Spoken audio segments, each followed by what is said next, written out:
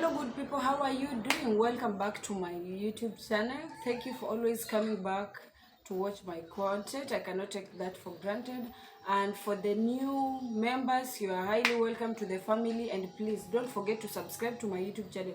So in today's episode, you all know it is going back to school time, and this is the time that parents are up and down to make sure that everything they have it ready for their kids or their children to go back to school.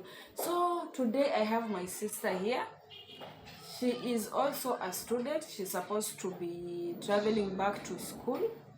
And so today we are going to talk about the challenges that the boarding students, or rather those who board in schools, go through when they open schools, and we need to call upon even the parents to be aware of what is happening to their children back in boarding schools. Yeah, for example, there is another incident that happened that a student reported in Form 1.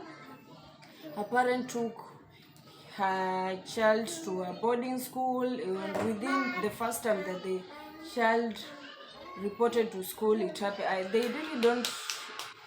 They can't give out exact thing what happened to the pupil, and it was found that the child or the daughter of that woman just died mysteriously.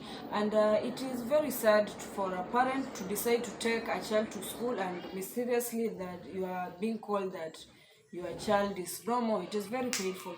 So I want to talk about the challenges that boarding students go through today in this video. So Marion, introduce yourself. Hi, my name is Marion. I'm Vivian's sister rather.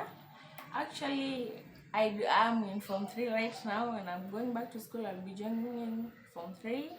And thank you guys for actually subscribing to my sister's YouTube channel. Yeah, thank you. Yeah, so that is her. So Marion, we are going to we want you to share with us the challenges that you in boarding schools face. For example, when the schools have opened, what are you guys facing while in school? Once the school have opened, Yeah, what do you go through? actually, like stealing, it's really normal. Rather, like in my school, stealing, it's really a lot. We do encounter, you can be even Yeah, just go on. Just go on. What do you encounter? you can come, like you want to fetch your clothes and find they're no longer there. You have no t-shirts, no skirts, no socks. You don't know where to start from.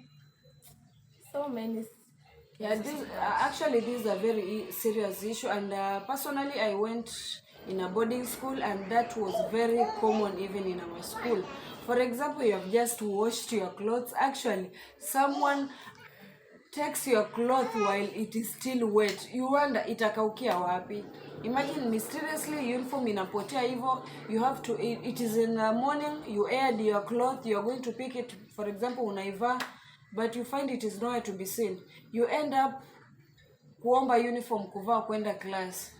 Imagine, that is very painful. And for a parent, imagine going to taking your kid to a school, and you end up every time you have to buy at least 5 pairs of socks, or by the time the child is 1 year maybe in school, you have already bought 2 pairs of shoes. So parents, those, and even those who are stealing other people's uniform, other people's shoes, other people's stationery, you have parents. You imagine, you parent whose child is the thief. Imagine how painful that can be.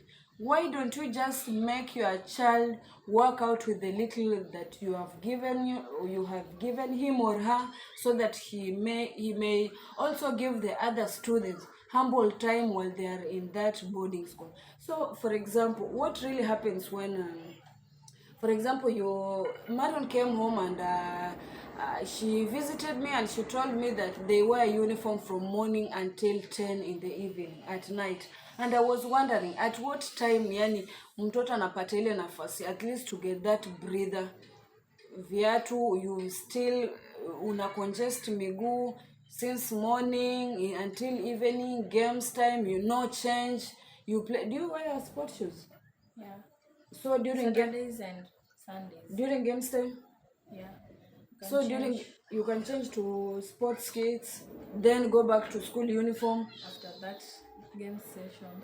Okay, so after that, you go supper, not taking shower, your body is congested, going back to school, studying preps. Imagine how can even someone concentrate?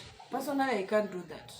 Personally, I can't. In fact, hata nikirudi class, I'll just be sleeping because the body is tired, umekula, mwili umechoka, you didn't freshen up.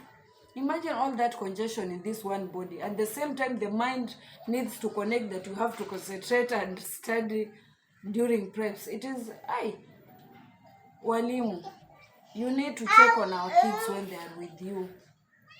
Wakitoka nyumbani, tunajua tumewapeleka shuleni and they are in safe hands. You need to take care of this and just change that schedule ya give students humble time to concentrate on their studies.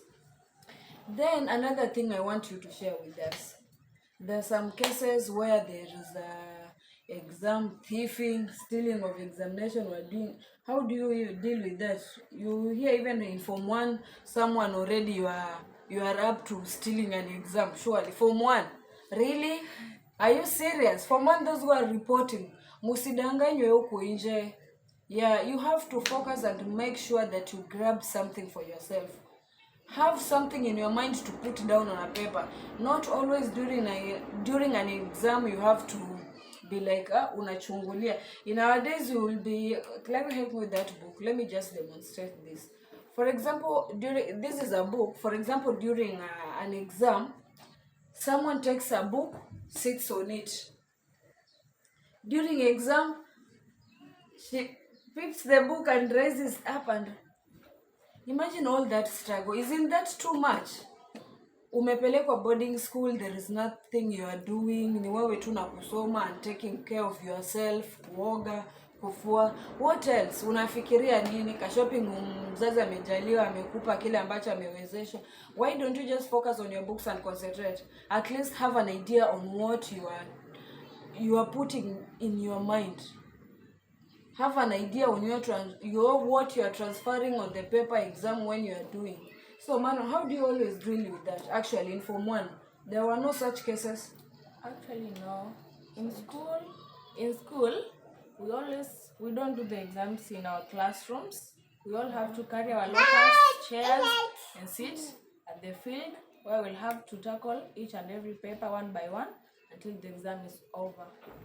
So, no cases of stealing. There are not many cases. Wow, that is so nice actually. Yeah, and you hear some cases. Yeah, actually that is so fine because I will agree with that. But during my time, actually we will sit in classes. Yeah, you just have to move to space in between yourself and do your exam. And only in, for example, final exams, you will get like we are being moved to the dining area because it is very spacious, and you find that you are going to actually there the spacing is so nice, and so they will allow you to do that exam. And you can imagine even during that time you hear that spacing, as much as there's that spacing, still coping is just going on. You wonder, hey, students, you need to concentrate. Actually the system of CBC hopefully inaenda kusaidia watoto, and I just want to encourage those students, if you'll be watching this video and you're a student, kindly focus on your goals. The reason as to why you went to school, not to copy exams. Actually, you went there to gain knowledge. Make sure you don't leave that school empty-headed. Make sure you gain that knowledge the way you were planning when you started that, maybe in Form 1 or you joined that school. It is always good to make sure that you get out with something you can get. Something that you will get out of that school is the knowledge you gained. You know, that is something no one can ever steal from you. So Marion, now that schools are open, you find that maybe, in school there are students from different families. You find the so-called the rich, you find the middle class, and there are those who are I can't say the poor, but they cannot they can not reach the standards as other people or other students. So how do you see that a challenge in school, and how would you encourage those people to face that? For example, you maybe you the shopping you carry can never be compared to someone else when you're going back to school. So if you are facing, as you who is facing that challenge, how do you always get through it? Actually, I really do have to focus because that's not the main goal that got me to school. Wow. So I really just have to focus on what my parents bought me, the daily shopping I have. At least I can carry something to school, you know. So I just have to mind mine and let the others be. That's all. Wow. That is so nice. Actually, guys, what do you think? Please make sure you comment there what you go through. For example, if you are a student watching this video, and if you are a parent maybe preparing your child to go to school and you are watching this video, just comment there. Let us know what the challenges that your kids, or rather the students face while in boarding schools and even in day scholars.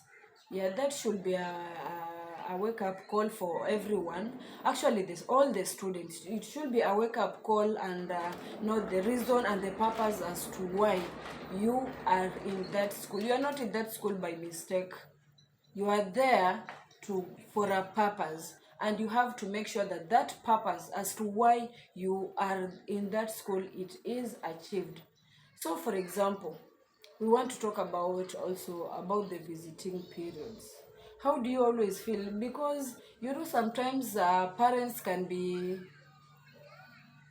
wengine ni kichwa ngumu tu, and some maybe they can't get that enough time to visit their students, and some they're always available whenever it is visiting day. There are parents who are always available for their kids. So how do you always face that in school? Like, for me, my parents always there for me. Yeah, my dad always come. But for the others, look, if your parent has not come, you can be told to go back home, or maybe your parent can be called and talk to, like, explain why he didn't have or she didn't have to appear to school. But actually, in my school, many parents do come, because the issue of sending your student back at home, it's really tough. So many parents do come. Okay, that is so nice. So it is compulsory for the parents. That is a school rule. Wow, I think all the schools should embrace this.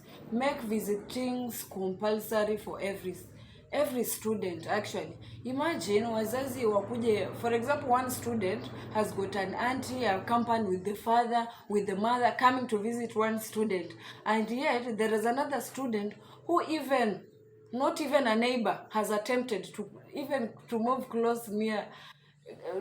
closer to the gate to say hi. Imagine that feeling. It is so bad. So parents, we need to take good care of our kids, especially those who are in boarding schools. We need to look out and even notice the unspoken feeling. Angalia mtoto wako uone, we have grown, we are the one who raise our kids. At least we know when they are feeling sad, we know when they are hurt somewhere, we know when they are disappointed. We need to listen to them. Si kusema kwamba mtoto ameingia form 1 or she or he is in high school, now he's a grown up and he needs to take care of. We need these kids. We need to still nurture them to make until they are out of our houses to be on their own. They are still your responsibilities. So parents, this is a point to note. This is a point to check out always on our kids now that they're going back to school. So that is it, and that is the discussion I was hoping Marion to take us through this time before she goes back to school. And actually she's traveling today. Make sure you wish her Johnny Mercy is there, and we'll appreciate and wish her all the best. Actually, she's going in Form 3, right? Yeah. So next year she will be a candidate. We'll be looking. Tutakuwa tunawaangalia So guys, thank you for always coming back to watch our content. See you next time and bye bye. Bye.